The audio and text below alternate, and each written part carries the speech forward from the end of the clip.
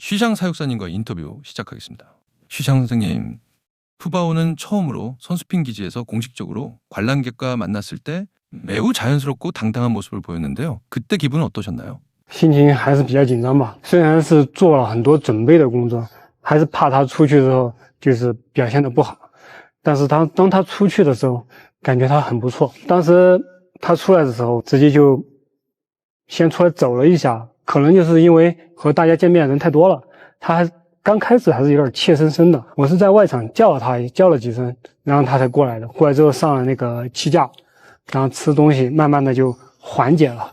再然后就很自然的爬爬假山，走一走，玩一玩，他就是顺其自然的、泰然自若的。他们有紧张感，我有紧张感，我有紧张感。 푸바오처럼 해외에서 돌아온 판다는 익숙한 사육 환경을 떠나서 어떻게 적응하게 되나요? 当时我们这里分了3步，一个是隔离期间，其实就是简单的和少数的人做一些交流沟通，做一些简单的训练，然后到了繁殖场是要适应过渡期。到了繁殖场旁边有熊，也是2个公猫，我们会把福宝串到他们2个的就是圈里面去，让他熟悉。到了繁殖场之后，我们这里有大概10几个左右的同事，休假之后大家会顶班过去饲养它，大家从那儿来来回回走，就说诶，福宝来了，过来看一看，所以他也会熟悉对人的那种适应，从1个人、2个、3个人到10几个人，原来这一波人都说的是中国话，说的是汉语，然后就这样一步一步的，对，逐个适应的过程。再然后就是竹子，我们这竹子的话，竹子种类偏多一些，添加着不同的竹子让它去适应。 푸바오는 핵인싸라고 들었는데요. 전시 때도 행동이 아주 다양하다고 하더라고요. 가장 잘하는 건 뭔가요?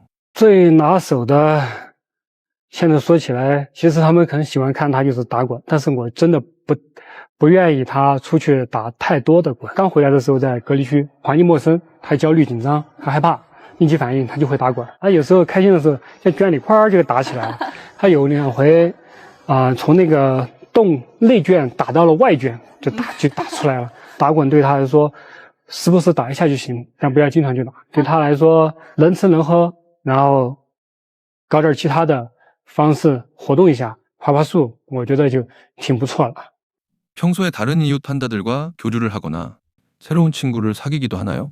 有，因为那个展出场地2边都是墙嘛，熊是看不到的，但是偶尔会听见一些声音，他们就会凑近那个发声的地方，相互挨近一些，听听响动。旁边那个和和比他要大上几岁，一个大哥哥，他们俩的圈舍是挨着的，有2回把他们2个熊放到大圈的时候，他们就隔了一堵墙，然后他俩就在那儿交流。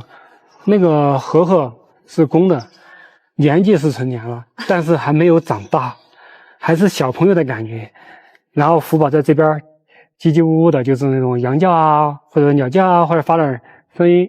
然后那个和和在那边2个熊就隔一堵墙在那儿叽叽呜呜的交流。怡宝他们有时候也会面对面的看一看，他和怡宝之间的交流的语言要少一些，他就怡宝倒喜欢看他。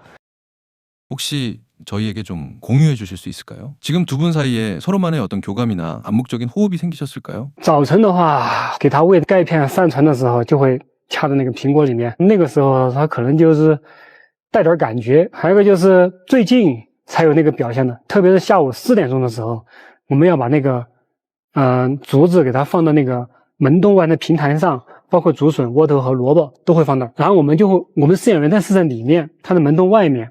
我们从这儿走过的时候，或者我们饲养员之间交流的时候，他会把头探过那个门洞，这样看，他那个眼睛鼓得溜圆溜圆的，就在看你，然后似乎你听得懂你在说什么。就是我也奇怪，我在问他，你听懂不？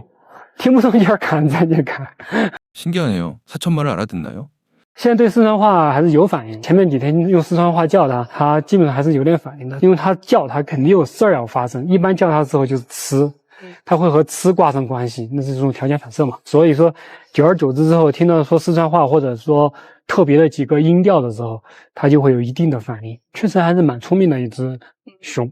이모 삼촌분들이 가장 궁금해하는 것 중 하나가 매일 무엇을 먹는지, 무엇을 가장 좋아하는지, 편식은 하는지입니다. 它还真不怎么挑食，挑的话就挑竹笋的部位，它到现在都还不太喜欢吃竹笋的根部，它喜欢吃笋尖和笋中部偏嫩的地方。然后窝头、苹果、萝卜都吃，只是说最喜好的还是苹果。 그럼 매일 특별히 맞춤 식단을 제공해 주시나요? 和其他熊其实是一样的。如果说它采食变化了，我们几个饲养员或者问一下我们那边的营养师，根据它的体重变化、精神活动状况、排便情况来做一些略微的调整。如果说变化不大，吃得好、玩得好，那就基本上这样喂下去。 그럼 우리 푸바오의 평소 기분이나 성격은 어떤가요?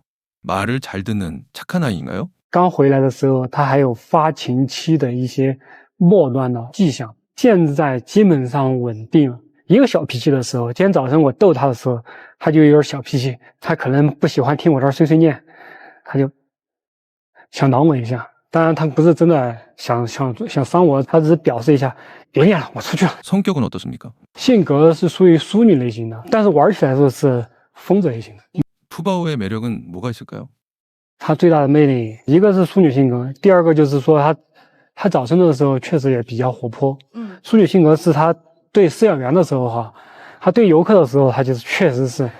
관람객을 본 푸바오의 반응은 어떤가요? 大部分时候情况，如果说游客安安静静的啊，它都还好，它就是自己该怎么样活动，该怎么样活动就怎么样活动。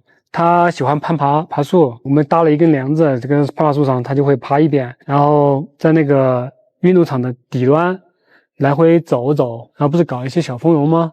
小球啊那些，他现在习惯性的就会去跑一跑小球，那个漏丝球，去看看有没有东西。熊猫吧，它主要是对喂它的人和它经常接触的人，它对它的声音比较熟悉。我们叫它的时候，它会有一定的反应。其实。 如果你单个的一个人去叫它反应其实并不大，所以我们也不建议你们去大声的去叫它。其实大声叫它之后，说不定会造成一定的那种引起反应，就是让它很烦躁。所以我不希望有大家就是说看福宝的时候，就是去大声喧哗福宝福宝，其实这样对熊猫并不是太好。 푸바오를 부르거나 통제하는 비법 같은 게 있으신가요? 这个还真没有，因为。 他现在性格逐渐稳定了，他觉得外面我睡得舒服了，我是把我的分贝提高了，还是给他唱歌呀，他都不会理我的。他愿意怎么样了，我想怎么样了，他才就是说配合你行动。